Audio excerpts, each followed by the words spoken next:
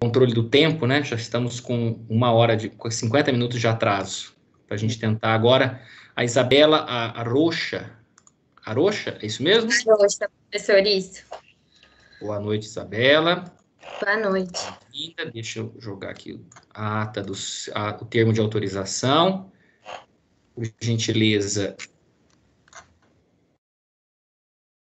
assim que chegar, se puder dar um ciente, de acordo, aceito, qualquer coisa, ou não aceito, ou... Não vou parar de fazer essa piada, porque ela já não tem mais graça. Foi engraçada nas duas vezes, agora já não tá mais. Vai ficar repetitivo. Então, dá um ciente aí, por favor, para a gente poder passar, dar início aos trabalhos.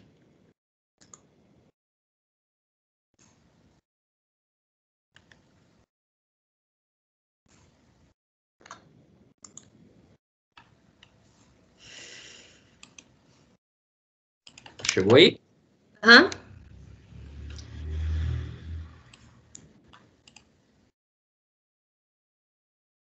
Tudo certo.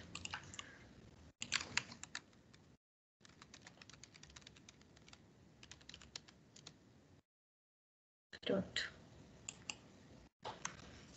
Pronto. Passamos, então, à apresentação do trabalho de Isabela Arocha Nocioli, com o trabalho intitulado Análise da Pena e o Princípio da Insignificância aplicada aos crimes contra animais silvestres. Agora são 8h50. Isabela, você tem até 15 minutos, pode fazer uso de até 15 minutos. Então, até 9h05, você está com a palavra para a apresentação do seu trabalho. Boa sorte, pode ficar calma, fica tranquila, respira, que vai dar tudo certo, tá? Tá bom. Obrigada.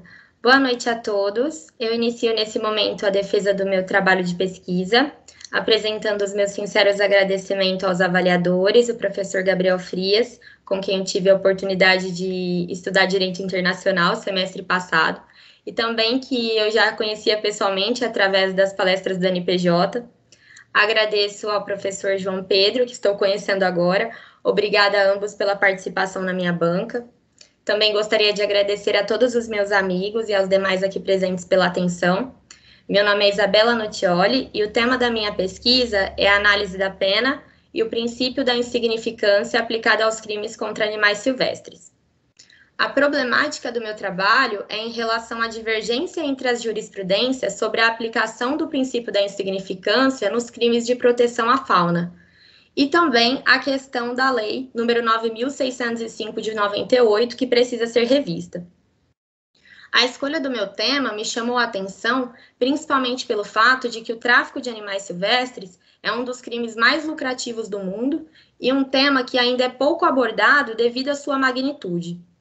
Além disso, o fato de que a legislação ela tem se mostrado cada vez mais insuficiente em coibir essa prática. De prontidão, faço menção às principais evoluções da legislação ambiental brasileira, e foi em 1967 que entrou em vigor a Lei número 5.197 de proteção à fauna, que proíbe o comércio desses animais ou a produtos que impliquem na sua caça, perseguição, destruição ou apanha. No artigo 27 dessa lei fica prevista uma pena de 2 a 5 anos de reclusão para quem cometer qualquer um desses atos. Logo, foi promulgada a Lei 9.605 de 98, e esse continua sendo o nosso regimento atual, que dispõe sobre sanções, penalidades a crimes de maus-trato aos animais ou por tráfico também desses animais. No artigo 29, fica prevista uma pena de 6 meses a 1 ano de detenção e multa para quem cometer qualquer um desses atos: matar, perseguir, caçar ou apanhar espécies de fauna silvestre, bem como para quem comercializa, adquire, guarda ou utiliza espécimes, larvas, ovos, objetos e produtos de origem de animais silvestres. É importante ressaltar que no ano passado, em setembro de 2020, essa Lei 9.605, ela sofreu uma pequena modificação pela Lei 10.064, que aumentou a pena prevista aos crimes de animais apenas quando se tratarem de cão e gato. Portanto, essa lei ela acaba não atingindo a proteção dos animais silvestres, tampouco desse comércio ilegal que aqui estou abordando. No meu trabalho, eu também demonstro dados e fatos atuais do tráfico de animais silvestres e trago agora alguns pontos importantes para que a gente possa entender esse crime em toda a sua essência. Segundo a ONU, o tráfico de animais silvestres é a terceira prática ilegal mais lucrativa de todo o mundo, perdendo apenas para o tráfico de armas e o tráfico de drogas. Estima-se que esse mercado chega a movimentar cerca de 2 bilhões de dólares aqui no Brasil, e no mundo, esse mercado ilegal chega a movimentar de 10 a 20 bilhões de dólares anuais. Segundo o IBAMA, o Brasil tem uma participação de 10 a 15% do mercado mundial de animais silvestres, sendo o principal mercado desse tipo no mundo, e cerca de 30% desses animais comercializados são exportados de forma ilegal. O mais preocupante é que 9 em cada 10 desses animais morrem antes mesmo de chegarem aos seus consumidores finais, pois além do fato de estarem sendo retirados de seu habitat natural, as questões de transporte e cuidado costumam ser precárias. Muitos desses autores, com o intuito de burlar a fiscalização, costumam transportar uma grande quantidade de animais em espaços muito pequenos e inapropriados. E para burlar a fiscalização, esses contrabandistas, eles também utilizam de rotas de difícil acesso pelo IBAMA, utilizam de documentos falsos, ou até mesmo utilizam de documentos verdadeiros de espécies legalizadas para encobrir o transporte daquelas espécies ilegais. Os autores desse crime, na questão de transporte e captura, geralmente são praticadas por pessoas de baixa renda, que veem nesse comércio ilegal a possibilidade de ganhar dinheiro fácil e garantir subsistência, e já os consumidores englobam aquelas pessoas que adquirem esses animais silvestres com o intuito de torná-los animais de estimação, até criadouros, zoológicos, espetáculos, indústrias farmacêuticas, artistas, dentre outros. O grande objetivo do meu trabalho também é deixar claro as grandes perdas econômicas que esse comércio ilegal traz para o nosso país. Para se ter uma ideia, o mercado de remédios hipertensivos movimenta cerca de 600 a 700 milhões de dólares anuais. E o princípio ativo desse medicamento é extraído de uma serpente brasileira, que é a jararaca. No entanto, o principal e maior fornecedor desse insumo é a Suíça, mesmo sem a Suíça possuir jararacas em seu território. Portanto, é nítida as grandes consequências que esse comércio ilegal traz para o nosso país, tanto na questão ambiental quanto na questão econômica. Em sumo, ressalto que ainda que a legislação ela tenha evoluído bastante ao longo da sua história e se tornado cada vez mais abrangente em relação à ideia de proteção ao meio ambiente, da qual a fauna se inclui, no que diz respeito à questão penal, ela ainda tem se mostrado bastante confusa. Primeiro, porque é realmente necessária a reforma da lei de crimes ambientais, no sentido de ter uma lei específica na nossa legislação que tipifique o crime de tráfico de animais silvestres. Hoje, no Brasil, não há uma diferenciação entre o traficante e aquela pessoa que adquire o animal do tráfico. E essa diferenciação é importante para que as autoridades, o IBAMA, a polícia, consigam retirar esses traficantes da nossa sociedade, que muitas vezes são capturados por eles, mas acabam sendo soltos pela justiça. Se uma pessoa é pega transportando um único papagaio ilegal, a pena dela será de 6 meses a 1 ano de detenção e multa. E se outra pessoa é pega transportando 200 papagaios ilegais, então ela é um traficante, a pena dela também será de 6 meses a 1 ano de detenção e multa. Portanto, essa diferenciação ela é realmente necessária no nosso ordenamento jurídico. Além disso, o fato da pena ser muito baixa, ela possibilita a suspensão condicional do processo, que é o sursis, que é o benefício concedido ao acusado para que ele tenha sua pena suspensa quando a pena daquele crime que ele cometeu for menor ou igual a 1 ano. É cabível também os institutos despenalizadores da transação penal, da Lei 9.099 de 95, que são aquelas condições que o acusado tem que cumprir para substituir a prisão, no caso, reparação de dano, prestar serviços sociais, dentre outros. E também, no parágrafo 2º do artigo 29, fica previsto um perdão judicial, quando diz que o juiz pode deixar de aplicar a pena em casos de guarda doméstica de espécie silvestre não ameaçada de extinção. Então, aquelas pessoas que adquirem esses animais para si, elas acabam não sendo punidas. Então, quer dizer, o fato da pena ser baixa, ela concede muitas brechas para que o criminoso ele não responda a pena como ele deveria realmente respondê-la. A lei número 5.197 de 67, ela foi substituída pela lei 9.605 de 98, sendo que a antiga pena previa penas mais rigorosas que as atuais, antes de 2 a 5 anos de reclusão, e os crimes eram inafiançáveis. Hoje, de 6 meses a 1 ano de detenção e os crimes e multa, e os crimes são afiançáveis. Além disso, muitas dessas multas sequer são aplicadas e a pena muitas vezes são substituídas por restrição de direito ou por serviços comunitários. Acredito também que pontos fortes para a melhoria desse delito seja o investimento na educação ambiental e na preservação do meio ambiente, porque eu duvido que muitos desses autores sequer tenham conhecimento do que essas ações causam no nosso meio ambiente e também na economia do nosso país, e uma melhoria na nossa fiscalização, para que esses contrabandistas eles não consigam transportar tantas espécies ilegais. Uma observação importante que trago é que até fevereiro deste ano, as anilhas, que são aqueles anéis que colocam em animais legalizados, elas eram entregues por um responsável do IBAMA, que além de fazer a entrega dessas anilhas, eles também aproveitavam para fazer uma fiscalização naquele estabelecimento e verificar se aqueles animais eram realmente legalizados. Mas por conta do Covid, em fevereiro de 2021, ficou previsto que essas anilhas passassem a ser entregues por correio. E a gente consegue presumir com isso o grande aumento na prática desses crimes por conta também da facilidade de falsificação dessas anilhas. Por fim, a questão da aplicabilidade do princípio da insignificância, que é a minha problemática, que se torna também mais uma ferramenta de impunidade de um crime que individualmente pode parecer ínfimo, mas quando é repetido por um grande número de pessoas, pode gerar perigo à nossa coletividade, caindo na questão do delito de acumulação, que é quando aquelas condutas elas só são consideradas ofensivas quando são cumulativas. Meu trabalho, ele defende a inaplicação do princípio da insignificância em crimes ambientais, visto que afetam toda uma coletividade e também o nosso meio ambiente.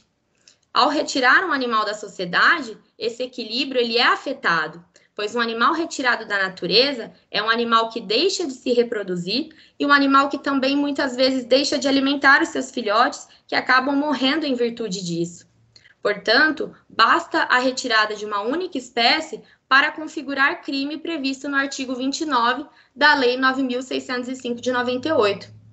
Entretanto, existem muitas correntes que são a favor da aplicabilidade da insignificância nesses casos, em qualquer crime ambiental, desde que respeitada a mínima ofensividade da conduta, conforme eu demonstrei em várias jurisprudências no meu trabalho.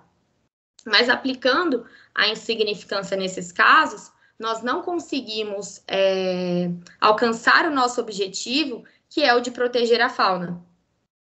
Aqui eu finalizo a minha apresentação e passo a palavra ao professor Gabriel. Obrigada. Obrigado, Isabela. Parabéns aí pela apresentação. E para o professor João, 10 minutos para suas considerações. Professor.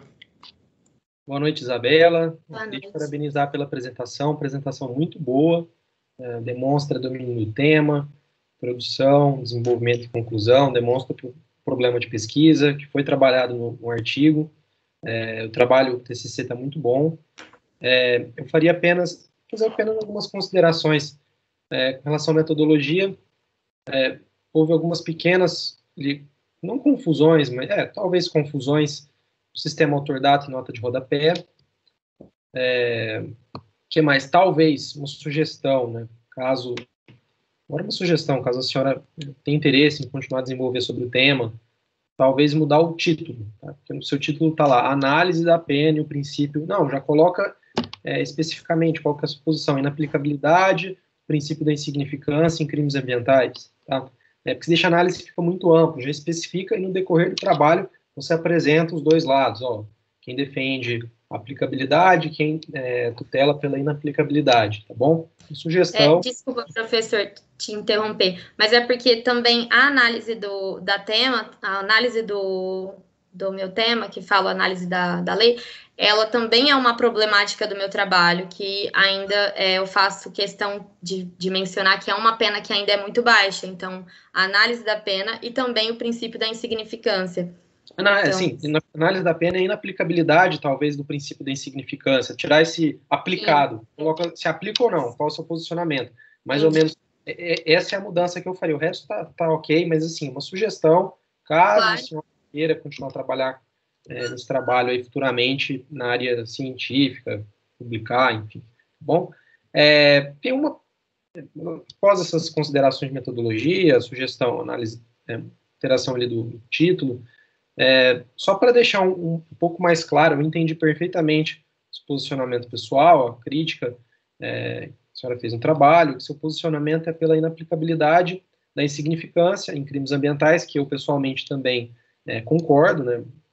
Caso, para mim, né, deveria não haver aplicação do princípio da insignificância em crimes ambientais, porque, no meu modo de vista, como a senhora muito bem falou, tirou aquele animal, cortou aquela árvore e nunca mais volta, já era, isso prejudica o ecossistema.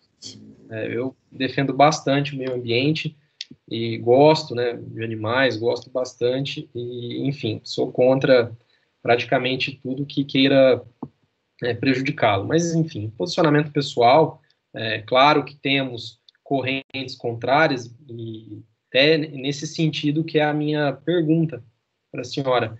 Quais são os fundamentos jurídicos da doutrina, da jurisprudência, enfim, que defende a aplicação ali da insignificância em crimes ambientais? Bom, para a aplicação desse princípio, geralmente eles costumam analisar 4 elementos essenciais, que é a mínima ofensividade, a não periculosidade, o baixo grau de reprovabilidade da ação e a inexpressividade da lesão jurídica. Então, eu até coloquei no meu trabalho 2 jurisprudências, onde uma foi aplicada em insignificância porque um indivíduo estava realizando pesca em um local proibido. E por conta que não foi encontrado nenhum peixe, nenhum crustáceo, absolutamente nada com ele, foi aplicado esse princípio. Então, acredito que eles analisam com base nessas questões desses elementos, né, de não periculosidade, entre essas questões. Se eu não me engano também, a quantidade, eu lembro que eu já fazer estágio, né? Tá lá, pouco peixe, mas vai lá, aplica a insignificância. Exato. Também a questão da guarda doméstica, que também se torna aí mais uma brecha da lei, que, por exemplo, uma pessoa que tem um papagaio em casa, ela acaba não sendo punida porque é um animal doméstico não ameaçado de extinção. Então, existem aí muitas falhas na lei, né, que acaba contribuindo com o crescimento e a força desse crime. Sim, concordo. Parabéns pela apresentação. Só esse ponto que eu gostaria da senhora, demonstra dominar o tema, trabalho você fez de maneira correta, expôs os lados, a corrente a favor, a corrente contra, mesmo que não seja o seu posicionamento, chegar a uma conclusão que é o seu posicionamento pessoal com fundamentação jurídica, isso que eu acho legal, tá bom? Então, mais uma vez, parabéns, agradeço a apresentação, trabalho, passo a palavra ao professor Gabriel. Bom, mais uma vez aí, parabéns pela apresentação, parabéns também, Isabela, pela escolha do tema, acho que é um tema importante, né? Especialmente nesses tempos, né? Quando a gente tem Salles, ministro do Meio Ambiente, eu não tenho o que falar, eu não sei, assim, não dá vontade de falar, não, deixa para lá, esquece, não tem, né? E, então, assim, aí fica de novo uma crítica que eu faço sempre aos trabalhos, né, para que a gente, às vezes, sim, faça, né, a avaliação do ponto de vista propriamente jurídico. Porque, por exemplo, se me pergunta, eu sou a favor da aplicação do princípio da insignificância? Eu sou a favor do princípio da aplicação do princípio da insignificância sempre, porque a questão não é essa. O princípio da insignificância é o princípio da teoria geral do direito penal, né? Agora, o problema não é a aplicação ou não da insignificância. é quem reconhece ou não a insignificância, porque deve-se levar em conta a tipicidade material, né? E é engraçado porque tantas condutas de crimes contra o meio ambiente, aí não só tráfico de animais, mas várias outras condutas, né? Que são, assim, escancaradamente, né, sem lesividade, danosidade, são punidas, e outras tantas, um exemplo, né, que eu acho interessante é o desastre do caçamba, que não foi um desastre, que foi um crime de Brumadinho, que até hoje a justiça criminal não está fazendo nada, né? Ninguém foi responsabilizado criminalmente por nada, né? Então, assim, esse é o jeito que a questão ambiental é tratada nesse país, e não é à toa. Então, é o que eu falo sempre, gente, pô, Salles, aquele energúmeno, aquele, né? Porque não tem outra palavra para designar, né? O sujeito está envolvido com tráfico de madeira. Olha que ponto a gente chegou nesse país. Um madeireiro está chefiando o Ministério do Meio Ambiente. Isso não é à toa. Isso não é coincidência. Isso não é um mero acidente de percurso político.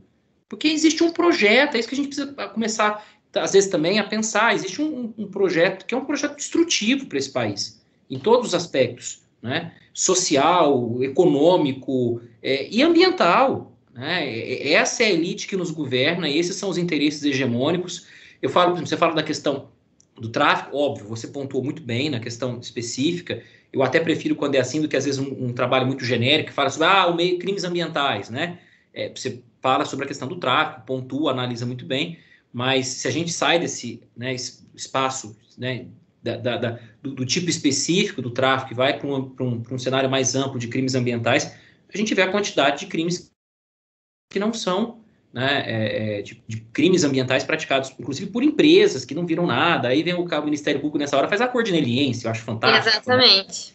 Né? Então, eu pego o sujeito agora, a cor de não persecução, o Ministério Público está fazendo, ele faz o que ele quer, né? O critério é dele, é arbitrário, eu quero, não quero, é uma festa. Então, assim, a gente precisa também entrar no aspecto dessa crítica, né, para mostrar a deficiência de política de Estado nesse país. Não existe uma política de Estado, né, voltada para a proteção do meio ambiente. E aí, das florestas, dos animais, proteção de nascentes, recursos naturais, não existe. E aí, e não bastasse já não existir, o pouco que se tem se desmonta. Recentemente estava se discutindo revisões na lei, né, na lei ambiental, agora recente, né, questão de poucas semanas aí, não é um tema que eu acompanho tão de perto, mas ouvi aí umas conversas, que estava na Câmara, estava passando alguma, né, mais uma, passando boiada, o que eles estão fazendo, né? Então, não bastasse a gente já não ter isso, já não ter uma política de Estado, a gente está vivendo um desmonte do que pouco que nós tínhamos, né? E uma política em sentido contrário, né?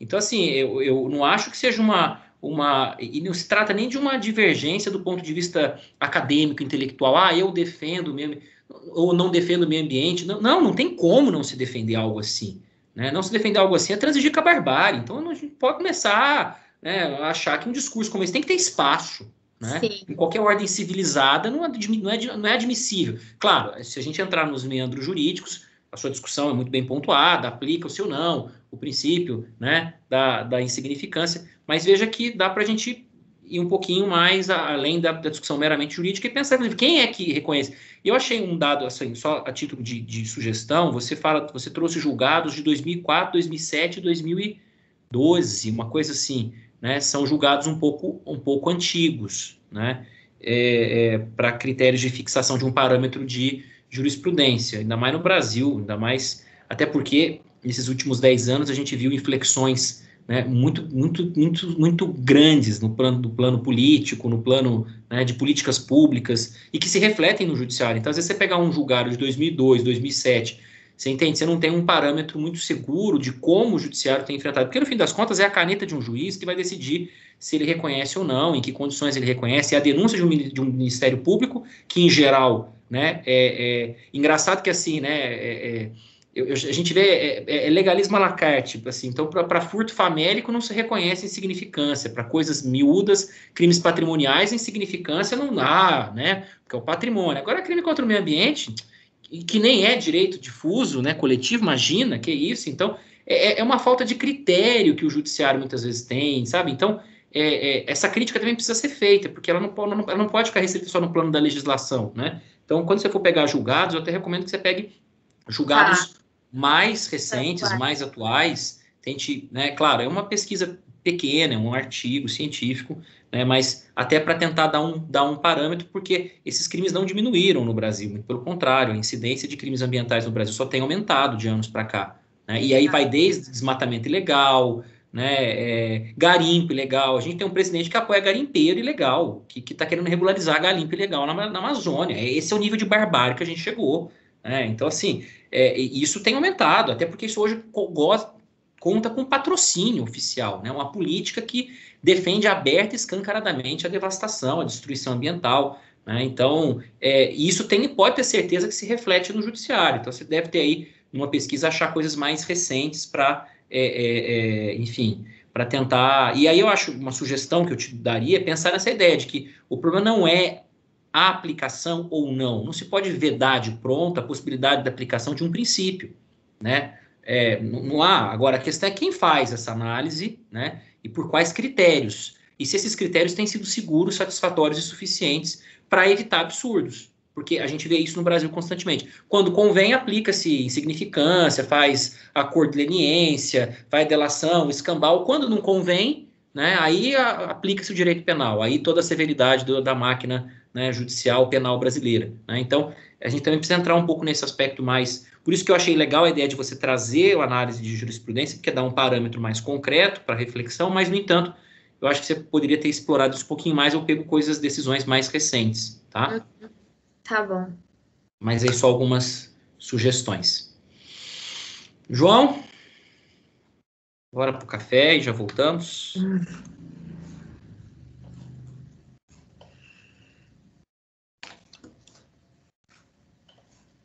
Dá um sorriso aí, Isabela, que você foi muito bem, menina. Ai, você achou? Lógico. Estou aqui, ó. Tá nervosa à toa. Ai, gente. Depois que passa, é um alívio, né? Sofreu 1 mês de antecedência. Ai, amiga, mas foi bom ter sofrido 1 mês de antecedência, porque eu peguei tanta coisa que eu acho que não tinha uma coisa que eles poderiam me perguntar que eu não saberia responder. Nossa, você teve muita firmeza também na hora de responder. Era como se você soubesse a pergunta já. Então, mas é exatamente isso que eu fiz. Já peguei as perguntas, já fui me respondendo e... E estava tão preocupada com as perguntas. Ai, obrigada, viu, amiga? Imagina. Suporte. Agora seu marido tá todo preocupado.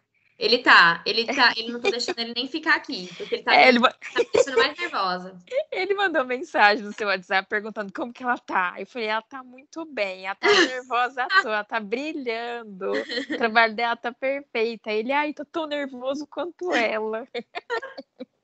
Eu apavoro todo mundo, né, gente? Nossa, um pouco. Amiga, mas eu tomei chá, tomei remédio pra ficar calma. Que bom, mas você tá tão plena, nem parece que tá nervosa. Por isso. Pleníssima. Qual chá que você tomou? Eu tomei um chá sabe aquele desinchar à noite, que é pra dormir? Sei. Uhum. Eu tomei ele, só que aí eu coloquei um monte de camomila em cima. Ai, meu Deus. Então esse é o segredo. Também, é capaz de na base de clonazepam. Isso sim. Nossa senhora. Agora vamos pra sua, né, amiga? Que vai dar tudo certo. Opa. Amém. E aí, Isabela, nervosa? Nossa, professor, fiquei muito nervosa. Não pareceu, não. Pareceu agora eu não tô tão nervosa, não. Mas na hora de apresentar eu fiquei muito nervosa. Você tá em qual semestre? Eu tô no 8º, mas eu acho que semestre que vem eu já termino. Legal. Tá meio confuso, assim, as matérias ainda, mas semestre que vem acho que eu termino. Infelizmente, né, Gabriel? Sei que vai dar notícia, né? Ai, gente, nem brinca com isso. E depois falam que eu que não tenho coração, gente. Depois eu peço de ser um professor cruel, malvado, perverso, insensível. Eu tava com mais medo do professor Gabriel. Mas depois que eu tava com mais medo do professor Gabriel. Mas depois que eu assisti as outras bancas, eu comecei a ficar com mais medo do professor João Pedro. Dá mais meio ponto da nota. Depois tem muito menos coração do que eu. Meu Frias, eu falo sempre, é só um acidente onomástico. Fundo eu sou. Bom, deixa eu pegar aqui a ata, vou colocar para você.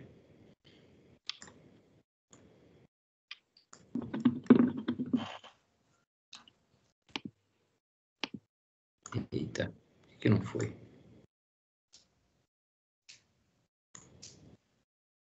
Frieza francana? Por que? Você é de Franca, João? Sou de Ribeirão, mas mudei para Franca quando pequeno. Minha vida inteira quase morando em Franca. Você mora em Franca? Não, em Ribeirão. Meus pais são de Franca. Mas eu estudei em Franca até o ensino médio. Eu fiz faculdade lá, estudei lá. Ah, é? Fiz Unesp, graduação e mestrado. Você ficava em República? Você tinha casa? Onde você morava? Morava sozinho. Morei de 2000 eu entrei na Unesp em 2010, morei de 2010 até 2018, até mudar para Ribeirão, morava em Franca. Sabia que você era de Franca, né? Nossa, Grande Franca do Imperador. Legal. Bom, vamos lá para a leitura da ata de defesa do trabalho de conclusão de curso de Isabela Arocha Nocioli, aos 21 de junho de 2021, às 8h30, no campo do Centro Universitário Estácio Ribeirão Preto, reuniu-se a banca examinadora, composta dos professores Gabriel Frias e João Pedro Silvestrini, para avaliação da defesa pública do trabalho de conclusão de curso da acadêmica Isabela Arocha Nocioli, com o trabalho intitulado Análise da Pena e o Princípio da Insignificância aplicado aos crimes contra animais silvestres. Aberta a sessão, deu-se início aos trabalhos, com a arguição da aluna. Ato contínuo, os membros da comissão passaram a arguir a candidata. Concluída a sessão, os membros da comissão reuniram-se reservadamente para atribuição da nota, tendo resolvido aprovar o trabalho, com média 8,5, do que vai aqui a presente ata, assinada pelos membros da comissão examinadora, 21 de junho de 2021.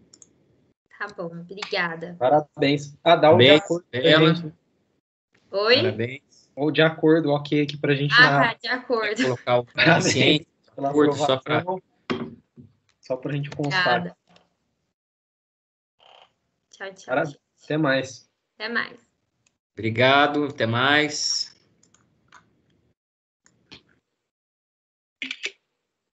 Agora quem? Bruna. Bruna Leonardo, Macobo. não é? Não, é o Leonardo, perdão. É o Leonardo.